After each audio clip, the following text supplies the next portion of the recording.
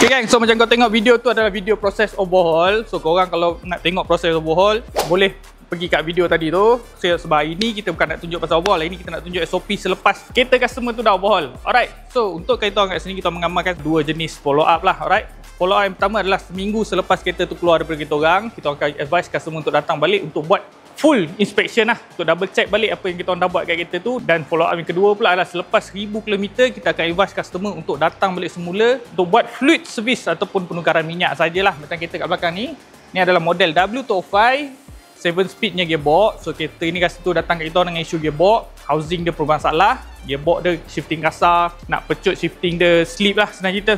Okay, so dah wall, isu dia datang pada housing dia mereput. Okay, dia merosakkan gearbox lah. Okay, so hari ni kita nak tengok condition minyak dia selepas 1000 km dia dah jalan. Kita overhaul lagi tu Itu bukan overhaul biasa tau, dia full overhaul. Tukar apa benda boleh tukar, kita tukar. Okay, top converter kita buat balik, buat body kita servis, filter tukar, apa o-ring yang ada, o-ring, oil seal tukar, apa kelas yang ada pun semua kita tukar sekali lah. Alright, untuk case kereta ni lagi special lah sebab housing pun kita tukar juga. Okay, so hari ni kita nak tadah balik minyak dia selepas 1000 km dia dah jalan lah, selepas dia ambil daripada kita orang hari tu. Jom tengok minyak dia macam mana.